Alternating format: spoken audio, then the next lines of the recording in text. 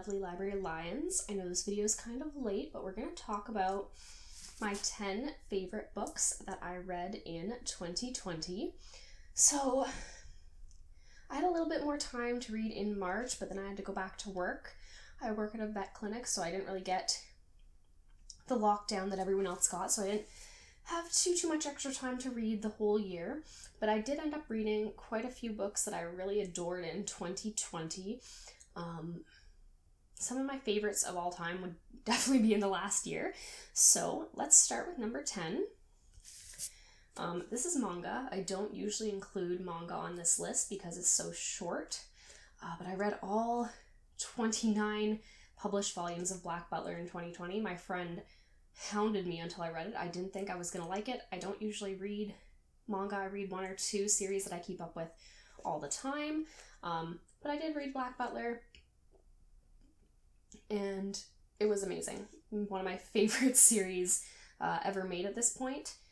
Sebastian is one of the best anime husbands there is, and I really loved the different arcs that Black Butler goes through. I love that they did like a Sherlock Holmes one, a Titanic one, and they did like a cute idol thing.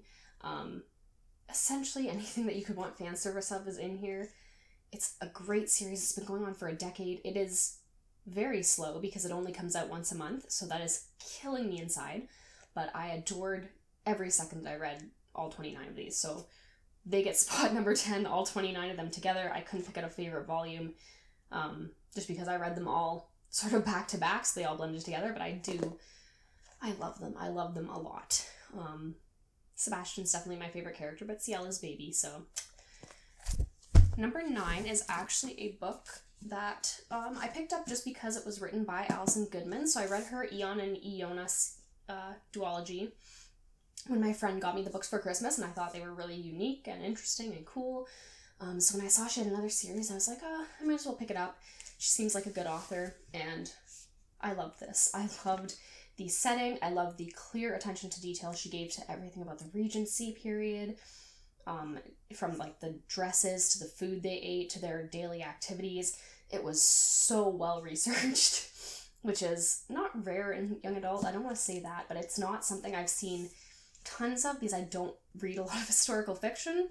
So because I picked this up without knowing what it was, I was blown away. I loved all the characters. Even the ones that I don't think you're supposed to love, I adored. I thought they were all super interesting. And I love that the protagonist isn't necessarily sort of a fighter, but she finds that in herself. She starts out as a lady and she finds a way to balance both sides of herself throughout the book. I'm really excited to continue the rest of the Lady Helen series. I love Helen. I want to see where she goes, and I really want to see the romance. Because it's set in Regency, we sort of get some steamy looks, and like if someone touches someone's hand, it's a huge deal. So I'm really excited for the sequel because I need to see like proper snogging and everything like that. Next book I have on my list is The Princess and the Fangirl, which is a sequel. There's 2 sequels on this list this year, which is unusual. I don't tend to love sequels. I feel like most series are trilogies now, and you have like that little dip in the sequel line where you hit sort of just a low point at the sequel, and then the first and third book are good, but this is the best book in the Once Upon a Con series. Ashley Poston is an author that I don't know if I like. I didn't love Heart of Iron, I didn't love Amongst the Beasts and Briars, but I love her Once Upon the Con series. It's my favorite contemporary series ever written. To this point, I think. So this was essentially every book she does in a different cast, and this was about the girl who is playing Princess Amara and a fan who is also at the convention, and they look alike, so it's a sort of Princess and the Pauper situation. They're all fairy tale retellings set at conventions. Cannot recommend them enough if you're a geek or a fan of anything. They are superb. So I adore this series, and this book was my favorite one in it. I loved how Poston depicted the convention, because I feel like sometimes conventions in books, you can tell the author hasn't been to a lot. Poston feels like she either has researched her ass off or she has been to conventions and knows exactly how it feels to not only be on the floor but to be a dealer there. She knows how conventions are set up, how they feel, how they work. It's just an amazing experience to be submerged in the setting she has here, and I adore the characters, especially all the Harry Potter references. They get me every time. So, Seraphina is number 7. I haven't been saying the numbers. It's number 7. I started this series really late. It's been out for a long time, and I've always been meaning to read it because I love dragons, but I just never got around to it, and I got around to it this year, and I am kicking myself for taking this long. I love the way that dragons are so unique in this story, that they're humans, essentially, who can turn into dragons. I love Seraphina with her mind palace and the way she struggles between her two identities. I love the incorporation of music, the characters. I've already bought Shadow Scale and Tess of the Road. They're on my cart right now. They're in prestige position to be read as soon as I have a moment. I just adored this world, and I can't believe it took me this long to read it. If I had read this in high school, it would have been a formative series for me. It would be one of my favorite series. I would own dozens of copies of it. A little sad I took this long to get to it, but I love it so much. So, number 6, I don't have physically because I got it as an ARC from NetGalley. So I got really into K-pop this year. I think around June, so about 7 months now, and Shine was published by Jessica Jung, and she was a very big K-pop artist for a while, and she has published a book that I got on NetGalley, and I read the whole thing, and it was amazing. So a lot of K-pop books are obviously written from a fan's perspective about, you know, fantasizing about what you would want, that sort of thing, and that's fine. I like books like that too. I like to imagine the nice things happening, you know, celebrities falling in love with fans or celebrities falling in love with each other. Not about the real people, obviously, but about fictionalized characters.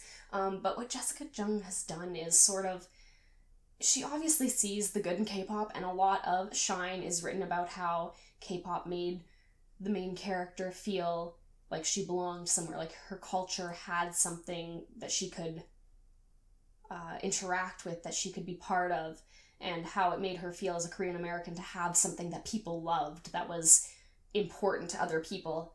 But it also has some of the darker side of K-pop. We see the protagonist struggling with the really long training days, with how women and men aren't necessarily treated equally in the industry, and just with what it means to be a trainee and how disposable you are. So it was really interesting to see both the sort of best part of K-pop represented in this book and also the sort of the worst parts of it, and to know that it's written by someone who was in the industry and who knows all the ins and outs of it, and to know that it's probably somewhat based on truth. It was a really interesting look into that world, and I really think that if you like K-pop at all, that's the book that you should be picking up. The other ones are great. I like them a lot, but this is an entirely different level. So down to number 5, another sequel. When I read Fangirl, the first thing I wanted was to read Simon Snow, and eventually Rainbow Rowell did publish Carry On. And I liked that. I liked Carry On fine. I liked this book a lot better than Carry On. I think it is a sequel that is better than the book that preceded it. Essentially, this is a road trip book, so this book set up, essentially, it was a sequel, it was a road trip book. I thought, I'm gonna hate it, but it is so good. The magic system in the Carry On series is one of my favorites. It's not grim or dark like a lot of magic systems are. It's essentially any song, lyric, or saying, or anything like that can be magic if enough people say it and use it. So the spells are really funny. It's fun to watch them sing sort of Amazing Grace to try and find things, or to use spick and span to tidy up things, to see movie quotes and whatever popular lyrics there are being used as magic, and to know that sometimes things just become unpopular and you can't use those spells anymore. So I loved that, and I really loved the Renaissance Fair chapters.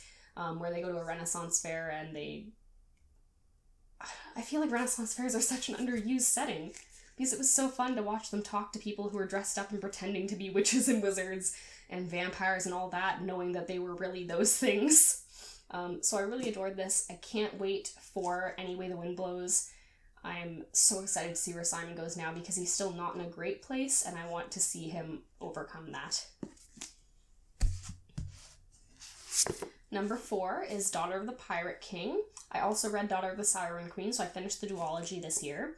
I love pirates, and I especially love Pirates of the Caribbean, and this evokes exactly the same feelings as that film. Like, it has the exact things that I treasured in Pirates of the Caribbean are in this book, except it has a female protagonist, and Alosa is an amazing protagonist. She's strong, she is both feminine and, like, incredibly, she embodies both feminine qualities and masculine qualities very well. She fights, she has a softer side, she loves all the girls on her crew. It is so touching to see the relationships between her and the rest of her essentially almost all female crew, even like a little girl, and it's just a really good series about finding yourself and overcoming sort of your parents and what they want you to be, while also being a kick-ass pirate story. So I loved this series, and I'm definitely going to read anything else that Trisha Levenseller puts out. I think I already have a couple of her books in my cart. Number 3 is Smoke and Bone, Daughter of Smoke and Bone. This is obviously old. I'm late to this party, and I am mad at myself because it is one of the best books that I've read. I love it so much. I'm already bought the whole collector's edition of the whole series because I know I'm going to love it and I want to finish it. I'm going to read anything else Laini Taylor writes because last year, Strange the Dreamer was one of my top reads, and now this is in my top reads this year, so I think she's just an amazing author. I love the world that they've set up. I love Kaoru as a protagonist. She is so weird and strange and just fun to read about. I love the way that the wishes work and that she can use little wishes for stupid things. And I love her relationship with her friends. I'm not loving the romance. I think it was rushed. It feels weird, and I understand reading it, not to spoil anything, reading it why it feels like it was rushed, but it still doesn't do it for me. But other than that, definitely a top 10 series of all time once I finish it. So the other two actually were good enough to make it onto my shelf. So number 2 is Crescent City.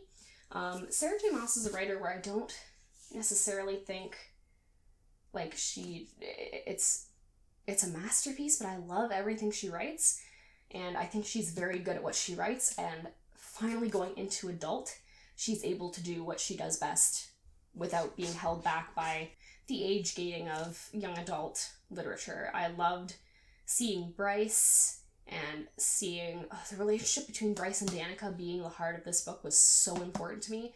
I loved seeing that she struggled with her best friend, and that was sort of the most important relationship in her life, because best friends can be some of the most important relationships in your life. It doesn't have to be a romantic relationship. So I really treasured that Moss wrote Bryce and Danica as being the core of the book, and the romances were sort of just a secondary aspect of it. Not to say that the romances weren't steamy, there were definitely some good scenes in here, and I'm so glad that she's writing an adult now. I can't wait to see the sequel to this, and I can't wait to read A Court of Silver Flames with Nessian, because I know that's going to be good as well, and she's also moved to adult there, so I think she's finally, her publishers are just letting her go to full adult writing, because that is what she should be in. Like, I don't think A Court of Thorns and Roses should have been written as YA. It definitely skews older, and it could have been adult, and I think it would have been better off for being adult. And the last book, my top book of this year, and maybe one of the top books of all time, is Ninth House by Leigh Bardugo, another YA author who's gone into the adult hemisphere of writing. This book is definitely adult. I wouldn't want anyone under 18 to read it. It deals with a lot of heavy subjects, and there's a lot of very graphic scenes, but it is amazing. It's one of the best books that I've ever read. one of my favorite series, not surprising, because Leigh Bardugo has written almost everything that I love. I love that she researched Yale so well, and you can just feel like you're actually there, but she's infused every bit of its history with magic so that it feels almost like it could actually be the way that Yale is. I'm not convinced that there is not a ninth house there that is secretly managing all the other magic societies.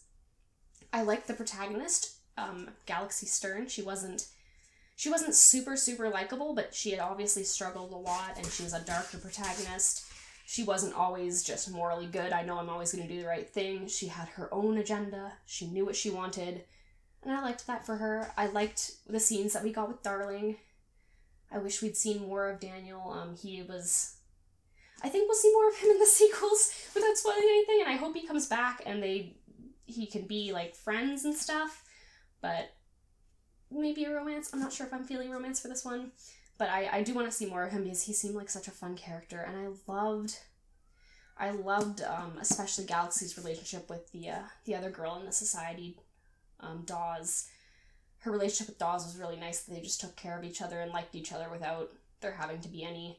I really like, I guess, romantic undercurrents being secondary to friend relationships. I think friend relationships and sibling relationships need to be held up as more important. In a lot of YA and adult literature, romance tends to be the be-all, end-all, and I don't necessarily feel like it should be. So I really liked that Dawes and her had a relationship, and I loved... There are so many scenes in here that are just... I will never forget reading them because they upset me so much, and I want that. I like to be upset by this book because it's so good at it, and that's clearly what Leigh Bardugo was going for. So this is my top read of 2020, and talked about all my other top 10. Let me know what your top 10 reads are in the comments below. I'm very interested to know. I love to pick up other people's top 10s to add to my TBR because they're obviously good if they were in your top 10. I thought about doing a worst 10 books of 2020, but that just felt a little mean for now. I didn't want to sort of drag any books through the mud. I know what my bottom 10 would be, but I don't feel the need to make a whole video about it, so you get my top 10 anyways. I know everyone does them and I'm late, but here you go. So hopefully I'll see you again next week, and you guys have a lovely 2021. I hope that I find 10 books half as good as these, because this was a really good year as far as top 10 books go. Well, see you later.